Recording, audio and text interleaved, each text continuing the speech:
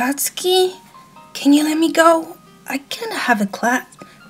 Your words were met with a grunt, Katsuki only tightening his grip on you. Come on, it's just one class and I can come back right after it. We can nap. You sighed when he still didn't respond. You didn't want to hurt him. But you were already late. You hit snooze on your alarm a few too many times, but you couldn't bring yourself to push Katsuki off until you absolutely had to. I'm sorry. You kissed his forehead, smiling at the fan pearly out. Then you pinched his sand gland. And the Omega was springing out of bed and snarling like a cat when you stepped on his tail. Oh, no, I'm sorry. I promise I'll be back. You rushed to throw on a pair of jeans, stumbling around as you pulled them back up. Katsuki only growled at you from the bed, watching you struggle with dark amusement, sleep still heavy on his mind. Text me if you need to pick up anything on the way home, okay? You pressed a kiss to his forehead before he left, feeling slightly less guilty as his scent turned to his usual content aroma. Hey, listener, wait up! You were getting into the elevator when a familiar voice made you turn around, and you waved as Izuku ran down the hall, clutching his backpack like a lifeline. Oh, Midoriya, hey! Well, you're headed this early? You pressed the ground button once he was finally in the elevator, beating the inside of your cheek, when the elevator closed and you remembered how potent his scent really was. It was fine. You could handle it just for a minute or two. Oh, I just got accepted into your university. I'm going for Sensing Sciences. Midoriya assured, and you felt your jaw drop. No way! That's my degree! What the old? You grinned, missing the way you relaxed it when you didn't suspect anything. Hey, I can show you around if you want. The elevator dinged, and Midoriya beamed as the two of you stepped out. Oh, really? Are you sure it's not a bother? His scent took on a slightly worried turn, and you were reassuring him without a second thought. Yeah, it's no bother at all. I mean, I'll be nice to have someone in my class. My friend and my roommates are doing music degrees, so we don't really have time together. The two of you fell into step perfectly, and you couldn't help but remark when Midoriya walked so close your side brushed together. The side to the university had never seemed this short before, and the two of you were getting to class in what felt like record time. The two of you took a set up the back, barely having time to get your book off before Mr. Aizawa entered. A thermos of coffee bigger than your head slammed down in the desk, and the class shut up, the lecture beginning immediately.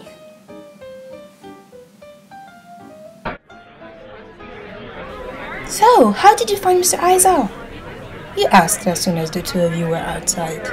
Midoriya had been totally engrossed in the lesson, feeling 5-page compared to you.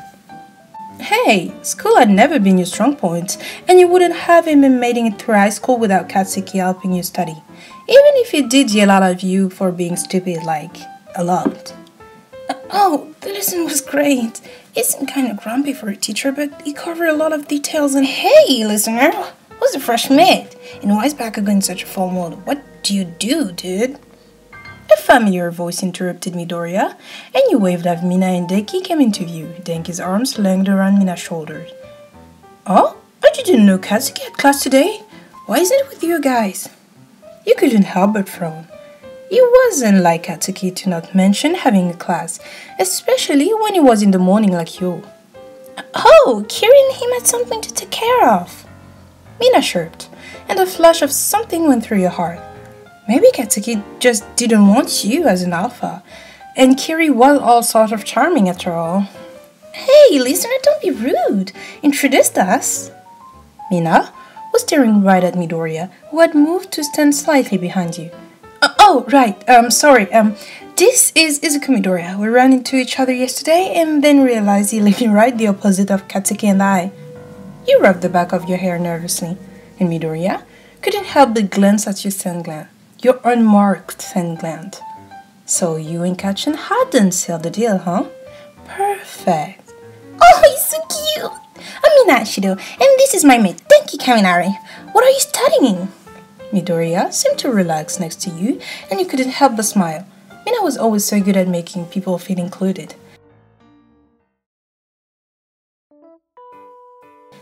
You know, you can call me by my first name if you want. Huh? Those words had you stumbling over your feet and almost face planting onto the pavement. That was a courting invitation. Plain and simple, and your brain short-circuited as you turned to face the Omega. You couldn't mean that, right?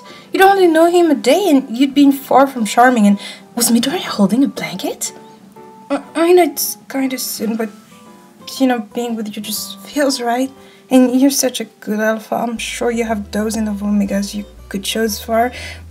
I don't even know when your birthday is, but I could not say anything, so maybe if you wanted to send this blanket, I could put it in my nest and we could start the courting process. Midoriya trailed off when you were still silent, eyes darting between him and the blanket, and your mouth wide open in disbelief. And your happy scent pumping in a wave was the only thing stopping him from crying. Me? You want me to be you? Your face went bright as you finally processed what was happening. A warmth quickly spreading out from your chest. Katsuki briefly crossed your mind, but then you remember it didn't want you, and you'd be a liar if you said you didn't want Midoriya. Izuku, I'd be honored.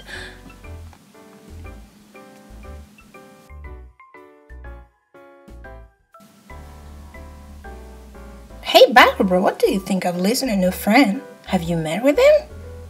Denki called when he and Mina finally found Katsuki in Kirishima outside one of the cafes next to the university, and the blonde almost dropped the bag of food he was holding. Huh? What the fuck do you mean new friend? They didn't mention anything to me. Katsuki was already yelling, and Kirishima sighed as the Omega Sen took on a burning tinge, waving an apology to the passenger by that frowned. Yeah, apparently you just moved into your building too. Mina continued, the two of them far from surprised by his reaction.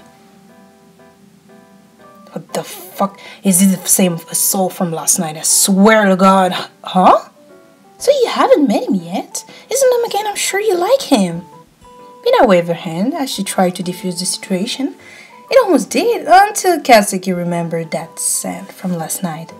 What does it look like? Oh, he's short, green hair, that was kind of a mess, but he had the cutest freckle. Mina started, giving Denki a light show when he interrupted. And his eyes, man. I mean, the biggest puppy dog eyes, and they were the brightest bright colors. Katsuki blood went cold with each word. Dread and rage quickly settling on his chest, and he couldn't barely ask the next question. What was his name? I'm not sure. Do you reckon, babe? Then he turned to Mina, and she frowned as she tried to remember. I think it was Izuku Midoriya. That was the nail in the coffin. An involuntary growl bubbling up in Katsuki's chest as his vision went red.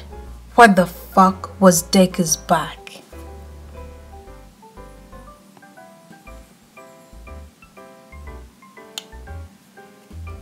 He slowly opened the door to your apartment, frowning slightly when Katsuki's scent was fainter than usual. He must have gone home yet. You'd invited Izuku over to study? You could really use the help, and it'd taken so many notes after all. So there's the couch with the TV, or we could go to my room, but it's kind of small and... Oh, wow, listener, I thought you just invited me over to study. Your face went shocked at what Izuku was implying, and you were falling over yourself to insist you just wanted to study and there weren't any ulterior motives. Izuku was slightly disappointed, but there'd be time for that for later. So he merely took a nest on the couch and got his book out while you got the two of you a drink and some snack. The lounge was smaller than his, but it was cozy, and the couch was far more comfortable than his. Plus, the whole place reeked like you and Kachin, and it took everything Izuku had to stop himself purring. Nothing had ever felt so right.